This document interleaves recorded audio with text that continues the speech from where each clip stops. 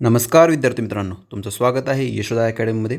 आजच्या व्हिडिओमध्ये आपण MPSC कंबाईन ग्रुप बी प्रिलियम्स अपडेट 2025 बघणार आहेत. त्या व्हिडिओमध्ये आपण MPSC एक्झाम्स 21 डिसेंबरची संयुक्त पूर्व गट ब परीक्षा पुढे ढकलणार का, नवीन तारखासंदर्भात आपण एक अपडेट बघणार आहोत. आणि ही ऑथेंटिक अपडेट आहे, ती म्हणजे लोकसत्ता या न्यूजपेपरमधून आहे. त्याचं आर्टिकल आजच पब्लिश झाले 9:22 वाजता.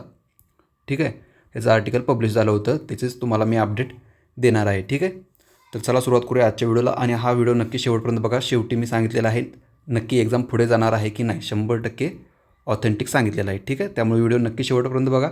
आणि जर तुम्ही नवीन असाल तर चॅनलला नक्की सबस्क्राईब करा. आणि जर हा व्हिडिओ तुम्हाला जर आवडेल तरच व्हिडिओला लाईक करा. ठीक आहे, तर चला व्हिडिओला सुरुवात करूया.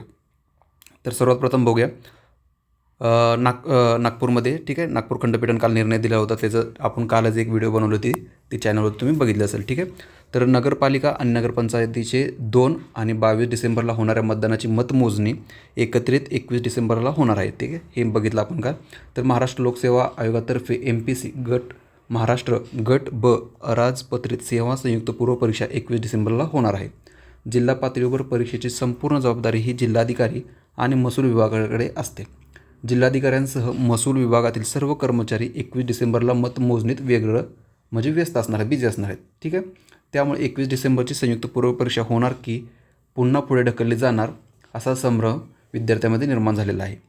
यावर आता अंतिम उत्तर MPSCच्या वरिष्ठ अधिकाऱ्यांकडून नाव न सांगणाऱ्याच्या अटीवर मिळालेले आहे. म्हणजे ठीक आहे, एका वरिष्ठ अधिकाऱ्यांकडून त्यांना एक ऑथेंटिक माहिती मिळालेली आहे, ती शेवटी त्यांनी सांगितलेली आहे, तेही बघूया आपण. ठीक आहे, तर महाराष्ट्र लोकसेवा आयोगामार्फत एक जाहिरात पब्लिश करण्यात आली होती. ठीक आहे, त्याच्यामध्ये त्यांनी हे सांगितलं की सहाय्यक कक्षकार अधिकारी ASOचे 3 पद आहेत, STIचे 279 आहेत आणि PSIचे 392 पद आहेत. टोटल 674 पदासाठी जाहिरात देण्यात आली होती. ठीक आहे, नंतर 392 पदासाठी नंतर हे केलं होतं. ठीक आहे, म्हणजे ह्याच्यातच आहेत ते.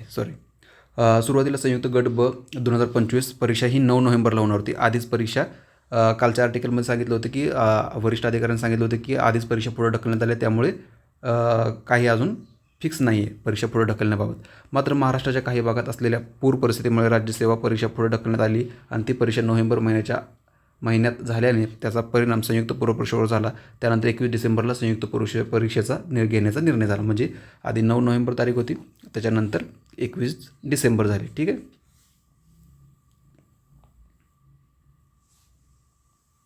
आता निवडणूक आयोगाने सुरुवातीला 2 डिसेंबर रोजी मतदान आणि 3 डिसेंबर रोजी मतमोजणीची तयारी केली होती. ठीक आहे, म्हणजे नेमकं कारण काय ह्याच्या मागचं ते सांगतो.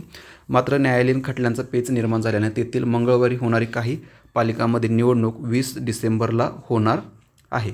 त्यामुळे 2 आणि 20 डिसेंबर रोजी मिळून दोन्ही टप्प्यातील मतदान पार पडल्यानंतर सर्व नगरपंचायतीचा निकाल 21 डिसेंबर रोजी जाहीर केला जाणार आहे.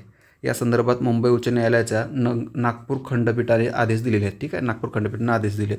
त्यामुळे सर्व महसूल अधिकारी मतमोजणीच्या प्रक्रियेत व्यस्त राहणार असल्याने MPSCची 21 डिसेंबरला परीक्षा घेणार की पुन्हा पुढे ढकलणार असा संभ्रम विद्यार्थ्यांमध्ये निर्माण झाला आहे. ठीक आहे, आता खरं नियोजन काय आहे, ह्याच्या पुढचं नियोजन काय आहे ते एका वरिष्ठ अधिकाऱ्याने सांगितलं आहे. त्यांनी हे सांगितलं याच्यामध्ये बघा.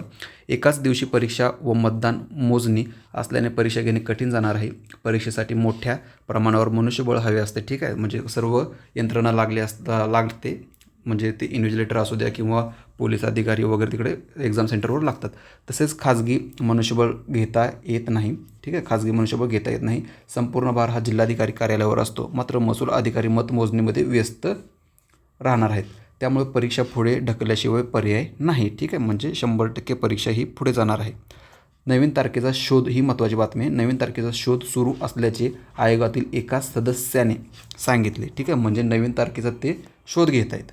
ठीक आहे, तर आता नवीन तारीख ही कोणती असू शकते, तर नवीन तारीख ही माझ्या मते 4 जानेवारी असू शकते, ज्या दिवशी आपला ग्रुप Cचा पेपर आहे. ठीक आहे, ही तारीख भेटू शकते. ठीक आहे, आणि जी ग्रुप Cची तारीख आहे ती पुढे जाईल, असं होऊ शकतं. ठीक आहे, आणि हे आर्टिकल बघा पब्लिश केलेलं आहे 3/12/2025. म्हणजे हे ऑथेंटिक आहे, असं फेक वगैरे आर्टिकल नाही आहे. हे 9/22ला पब्लिश केलं होतं, द इंडियन एक्सप्रेस. आता असं समजू नका ही लोकसत्ताचं इंडियन एक्सप्रेस, दोन एकाच ग्रुपचे आहेत. ठीक आहे, इंडियन एक्सप्रेस आणि लोकसत्ता, हे लक्षात असू द्या. ठीक आहे, आशा करतो ही अपडेट तुम्हाला आवडली असेल. जर आवडली असेल तर व्हिडिओला नक्की लाईक करा आणि चॅनलवरती जर तुम्ही नवीन असाल तर चॅनलला नक्की सबस्क्राईब करा. आजचा व्हिडिओ आपण इथे थांबूया. जय हिंद.